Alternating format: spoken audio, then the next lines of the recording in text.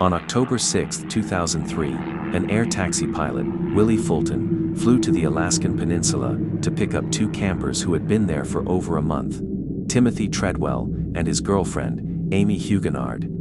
Tim was known as the Grizzly Man, a documentary filmmaker who would record himself up close with wild grizzly bears. Without any protective gear or supervision, he would spend months at a time out in nature living among the bears.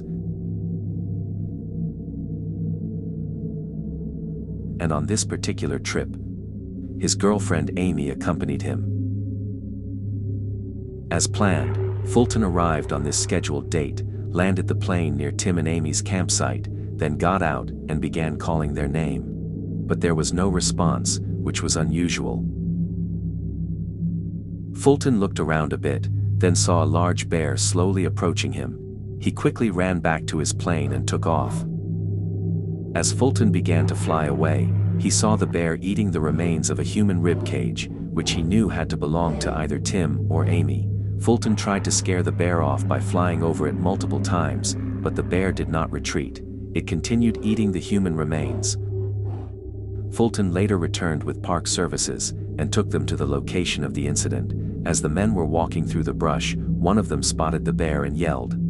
Fulton ducked as all the men quickly shot and killed the bear. It was a mean-looking giant grizzly bear. From here, they searched the area and found Tim and Amie's remains nearby. The sight was gruesome. They found Tim's head with his spine still attached, and his severed arm with his wristwatch still on, and Amie's partial remains were found next to the destroyed tents. They then cut the bear open and found Tim and Amie's bodies and clothing inside its stomach. The remains were then sent to the coroner, where he put all the body parts together and was able to determine how the attack unfolded. On October 5, 2003, the day before Tim and Amie were scheduled to be picked up, Tim recorded a large bear that he was not familiar with. This bear was new to the area, and due to the food shortage that fall, was even more aggressive than usual. In an eerie twist of fate, Tim mentioned on camera that he was not comfortable around this bear, the very bear that would kill him hours later. Later that afternoon, Tim was setting up his camera to shoot again. He turned the camera on, but before he could remove the lens cap, he was attacked by the bear. So the audio of Tim's death was recorded, but not the video. The bear attack was sudden. It knocked Tim to the ground. The bear growled and clawed at Tim. Tim yelled to Amie, "I'm being killed out here." Amie screamed for him to play dead.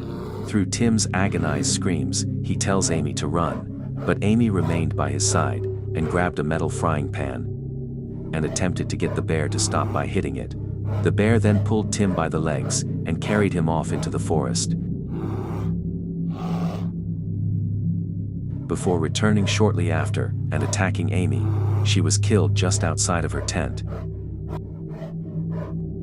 The audio recording of Tim's attack was given to his work partner, Jewel Palavac. She said on camera that she will never listen to it and will destroy the tape.